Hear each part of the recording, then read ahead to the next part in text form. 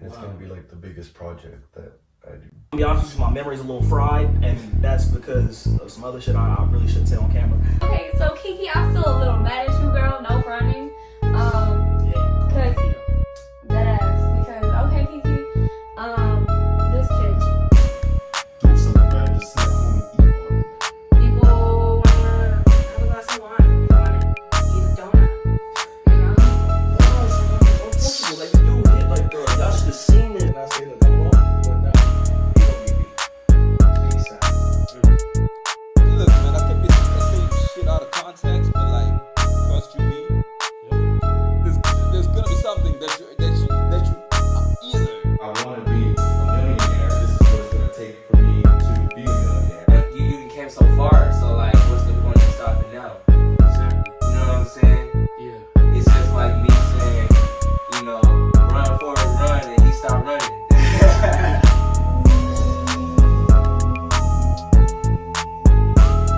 Hello, everyone. Welcome to yet another episode of Transparent Podcast. We have a very, very special guest in the building. I know him, but for my viewers, could you please introduce yourself? Let them know your name and where you're from. So my name's Angel Caballero. I was born in Pomona, California. Okay. It's my first time, so I'm a little new to this. So No, you good. So, first of all, Angel, I want to thank you for coming on the pod today. I know we talked about this years ago. They don't know that. yeah, We talked about it, but we here making it happen. we're making it. We're making it happen. It's a pleasure, and thank you For sure. for making it happen. You know. For sure. So let's just jump right into it, right? Obviously, I know a little bit about you, but for my viewers, all the new subscribers out there, people who've been checking in, watching me, they want to know about you. So just tell us a little bit about yourself. Tell us a little bit about life growing up, and just give the viewers a feel for you and kind of who you are, where you come from. Okay. Man, I don't know where to start. Growing up, I guess we come from a not very wealthy family, but humble, Mexican. Humble beginnings. Yeah, and I guess you can say at a young age, kind of troubled because some of us chose to take a different route, whatever, you know. But we're here, and you know, I guess it created some sort of it made my character who I am today. So. Yeah. Okay, so just tell us a little bit about you personally. What growing up were you into trouble? Were you a good kid? Like what was kind of your backstory when it came to like I don't know, school, different things like that? Man, so at a young age, I got in trouble for not going to school. That's how it all started. Okay. Truancy, and I didn't know at the time you can get in trouble for that. I ended up in juvie hall and Walla Walla. And for those who don't know, where's Walla Walla? Walla Walla is in the state of Washington. Okay. I grew up there. I was born in Pomona, raised in Washington State, and with my mom and brothers and sisters, and I didn't like school because I wasn't. I'm not gonna lie. I was in special ed, and they used to make fun of me and stuff, and I didn't like it. So it kind of changed me in a way. Like I turned a little aggressive and just took it upon myself to not go, even though I would tell my mom I was going. And truancy came in, and I got locked up in juvie hall, and then that was the beginning of my Kind of your story. today, like who I am. So you talked a little bit about aggression, right? Yeah. When you had that like aggression, did you ever feel like you were truly able to channel it, or did you feel like you really had no control once you seen red? That was it, or So I actually used I'm a twin brother, and okay, his name's Alex, and it seemed like he kind of bulldogged me, and by bulldog I mean like he bullied me. Like he used to whoop me, and I was always like heavier set. Like you wouldn't think I would be the one that was getting bullied, and I took it upon myself one day to just kind of, I got tired of it, So I kind of like pushed back on him, and he didn't like expect it. Yeah. So then that's what changed me. Like I was like, okay, I could be this person. So it changed my persona, and Wow. So it started off like you said, where you felt like you were always the one getting bullied on, and by your own twin brother. yeah, But it was then always at home.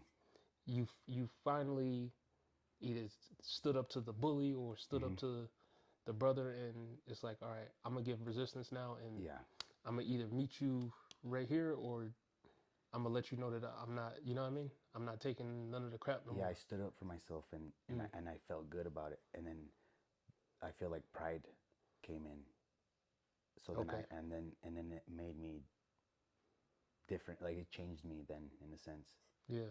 because now I'm prideful, and we all know pride is no good.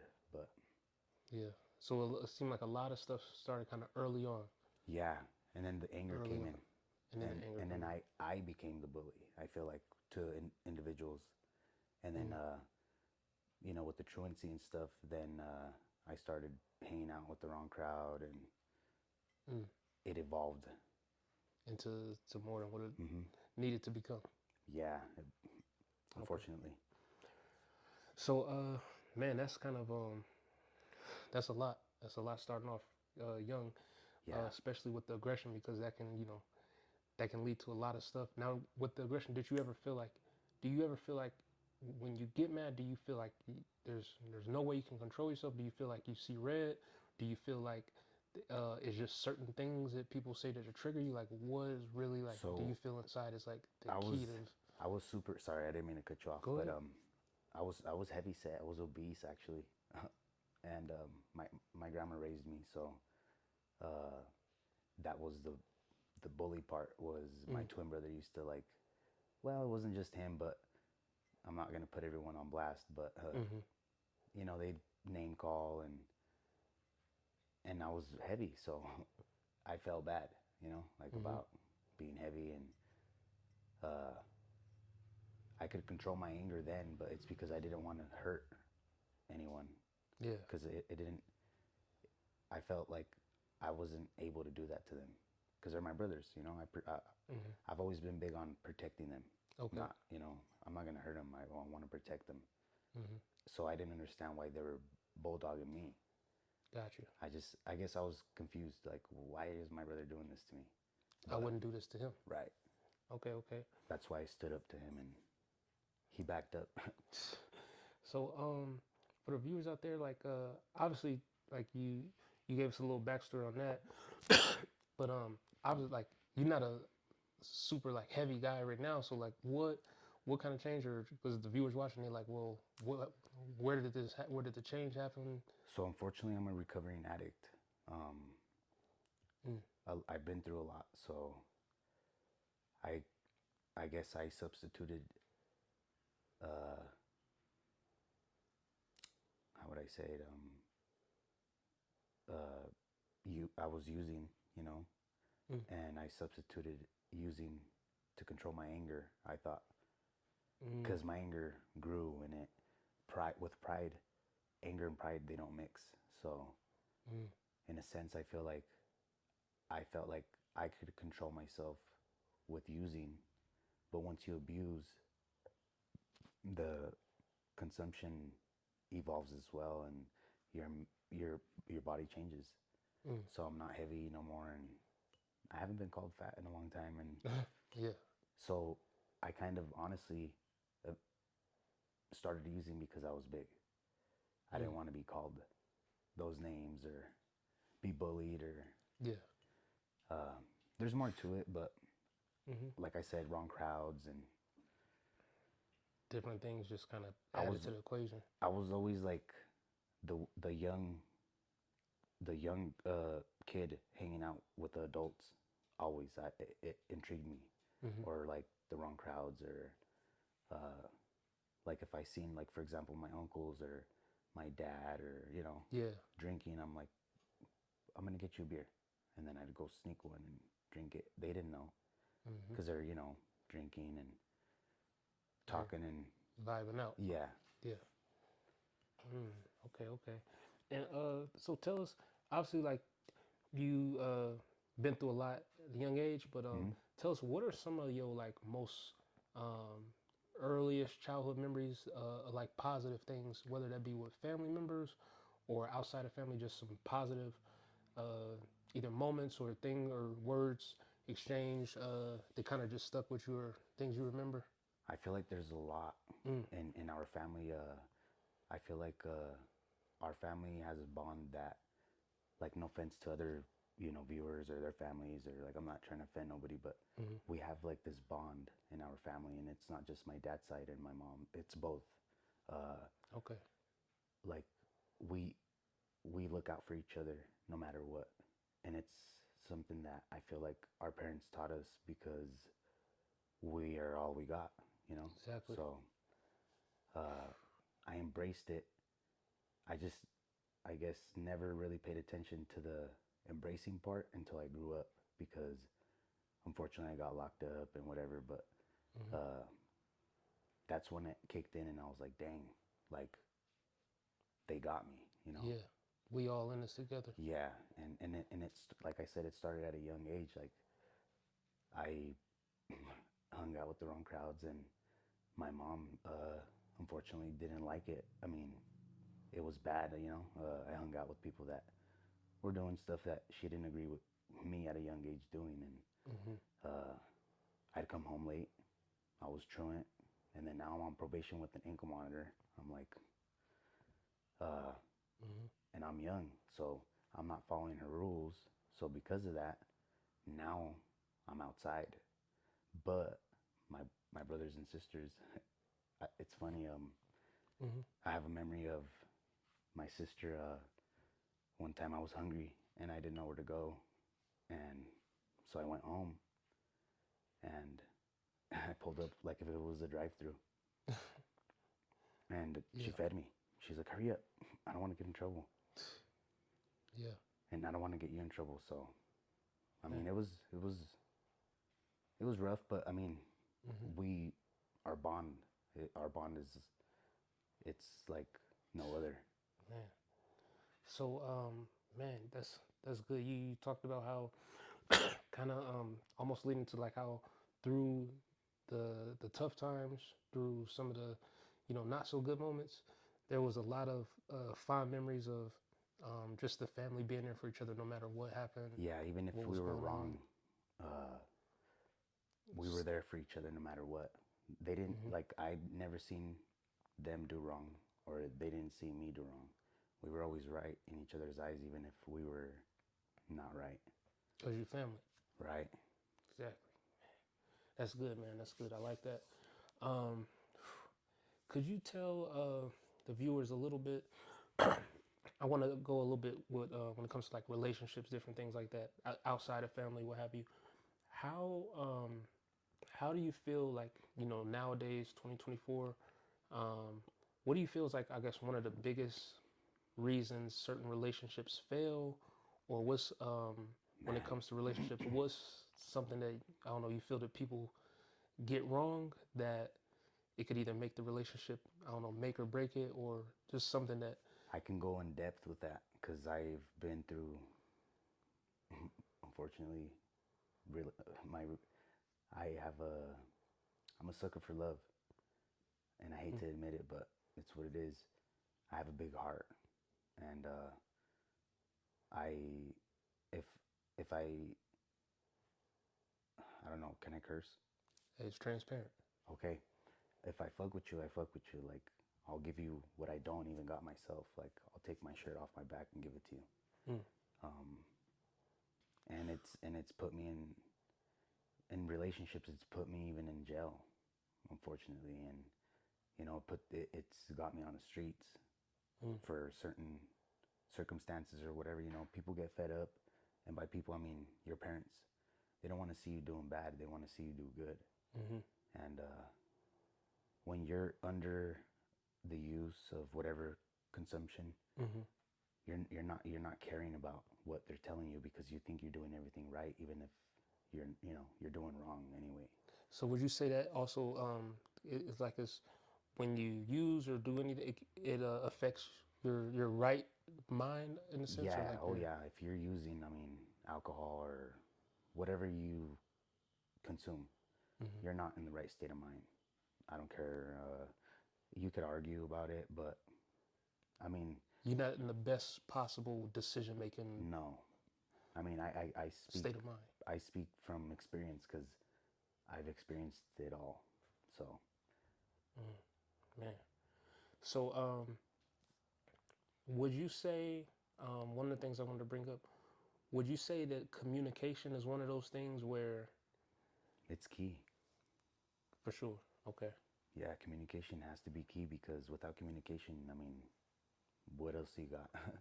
Yeah, that's true.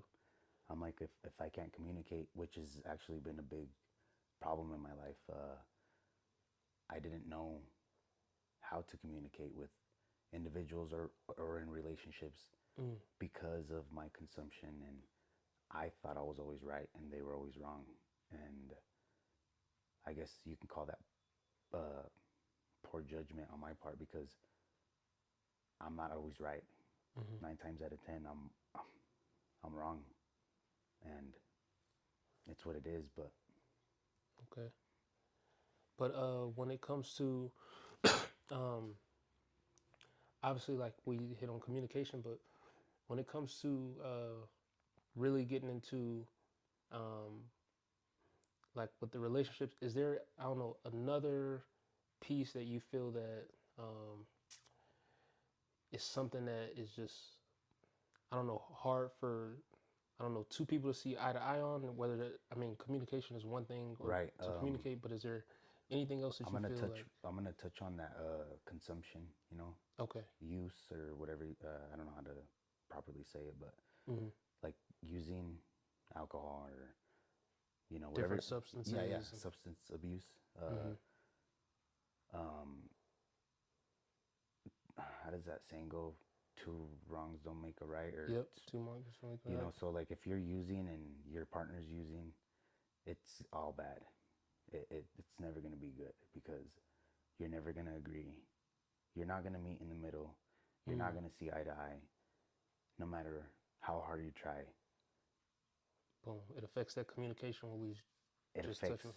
It's like a domino effect. It affects everything. One goes, everything goes. Man, man, that's a real good one. I wanted to ask you too. When it comes to obviously, like you look at yourself now, you've been through a lot of different things. If you could like roll back the clock and talk to the 18-year-old you, or any 18-year-old young man out there that's really about to start his adult life, before they go through anything that you've been through, what's any advice you would tell them? Or if you could go back and tell the 18-year-old you self, knowing what you know now, like what's something that you would, if you could say something to I'd say something like, not smart aleck, but I'd be like, if you're gonna think about it, and by that I mean like gang banging, drug use, whatever route you want to take in life. If you want to think about it again, and then when you think about it again, because this route or this lane you want to take, it's like rolling the dice. You're really, it's your life. exactly. So it's like, is it worth it or not? Because I feel like I've wasted mine, and I'm 29 and I live with my dad, and sometimes I think about it and I'm like what did I do? Like I rolled the dice and now I feel like a loser, But I embrace my struggle and I've learned to overcome it in some way, somehow. Blessings always come my way, and I feel like it's for a reason, not only is someone up there looking out, but I feel like, you know, I deserve to live a righteous or better life. That right lane, you know, that flying straight, you know, because Flying straight. I mean, if you're not flying straight, nothing goes right. Man, I appreciate that, the honesty and everything. When it comes to obviously, like, you've been through a lot of different situations, but somehow you still here. Yeah, The I think, ability to bounce back. What is it that you just didn't completely give up on life or completely, you know? Because man, obviously, like, you know, you've been through a lot, but you're still here today. You still alive. It's a lot of people just didn't make it at 29, right. got caught up in different stuff, but you still here. What is it inside that won't let you just quit or give up? Man, sometimes I ask myself the same thing. And I feel like I have to say it's my family, you know, Okay. and that includes, you know, I have kids too, but because of my lifestyle, you know, they're not with me. They're alive and everything, but they're not with me. And, you know, it's a touchy subject, but Yeah. my lifestyle ruined it, you know? Man. And I would appreciate you sharing, because, like, there's a lot of guests out there that, you know, I give them some pretty good podcasts, but they never get it this raw, this uncut, Yeah, I gotta and give them hear the it real, firsthand. you know? And what you, like I said, what you been through so much and keep and continuously persevering and things like that, being everything you just said, everything you just told us about, what are some of your goals to turn everything that you've been through around, and what's like kind of your plan moving forward? Obviously, none of us are perfect. I'm not, you're not, no one is, but moving forward, seeing everything you learned, what's kind of your plan to kind of stay straight? Excuse me, sorry. Man, I've never been one to even think of goals or have a goal or a hobby or, you know, think outside the box. But unfortunately, I just got out the box, literally. I got some state jewelry, thank God. Otherwise, I would be still stuck in the kennel and asking myself, what are my goals? But unfortunately, I did a little bit of seg time because of some poor choices in there. You know, I wasn't in the right mind, and I was under stress because I was abusing and using. A lot going on. Yeah, I was battling myself. Your mind's your worst enemy. You know, once you're in there, uh, it's hard to get out. You know, and I'm a thinker. I when I think about everything, and it's rough and it's tough. And then being in there with the involvement I got inside there, the anger comes out, and uh, poor choices I make, you know, and but goals that I got, man, I got so many. Like I can go for days. Like I said, I've never had it planned to even think of a goal. Yeah. When people would ask me, like in school or counselors, like, what, where do you see yourself in 5 years? Or I'd be like, 5 years. I mean, that's a long time. Nowadays, 5 years, man, go like Go that. quick. Yeah. And what you just, like you said, you just leaving out, would you say that you feel that this is kind of like, are you kind of feeling like, all right, this is, I'm over this, like it's time to Yeah, really lock in? I've embraced my struggle. Honestly, I'm tired of living the rugged, crooked life, and you know, my involvement in there unfortunately follows me out here, and it's like I don't have the choice to leave that. I mean, I do, but I feel like I couldn't do that because I pride, you know. And then there's a lot more that goes with it, but Yeah. I can't speak on that. Just I guess I got to go about it in how do you say that? More strategic. Yeah, I gotta strategic go. manner. Yeah, I gotta really like plot this flying straight life. I gotta think about it more, and I gotta Game plan it out. I gotta strategize. You know, There it is. I gotta be on my tippies. You know, because I feel like I've been a screw up my whole life, and it's affected a lot of people in my life, my family. You know, my family comes first no matter what. You know, and I'll my family. If anyone knows me, they know for my family, I'll do the most for, no matter what. And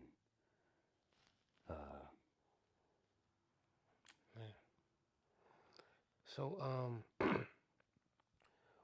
with all that being said, I wanted to ask you kind of like a little wrap up, kind of closing question. But if right now today, if you was blessed with $1 million cash, oh man, what would you do with it? And then tell us the why behind that. man, I could go crazy and probably like have a heart attack or something, but I don't think that'll happen. Hopefully not. Yeah, You know? we're gonna need that. I'd really I'd help my family, because my family never gave up on me and left me in a rut, or stuck, or just like, oh well, he's locked up or whatever. Like, he's all right, he's okay, he's over there, he's good, he's safe. No, they or even on the streets, you know, like I'm prideful, and I don't like to ask for things unless I really need it. So, but when I needed it, they were there, you know, and I didn't have to ask. They would tell me, like, get over here. Like, my sister especially. Like, I've never told her, but like I'd help everyone out, but she'd be second on the list. I'm sorry, but my dad would be third. My mom would be second or first, you know. And but I would help my family, because they're the only ones that never let me down. For sure. Sure. And then whatever crumbs were left,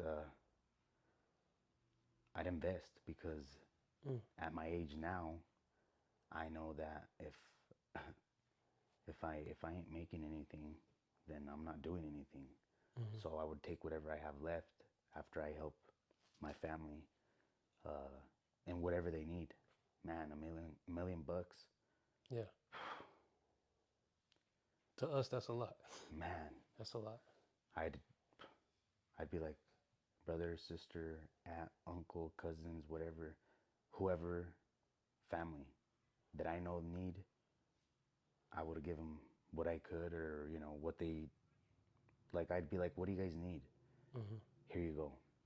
Because I know that they were there no matter what. And Yeah. I eventually, I want to start a business, and I don't know how to do anything like construction, or like, you know, unfortunately, because of my incarcerations and stuff, I was always involved in dumb stuff, and, you know, activities I shouldn't have been involved in, and I feel like it took away from my,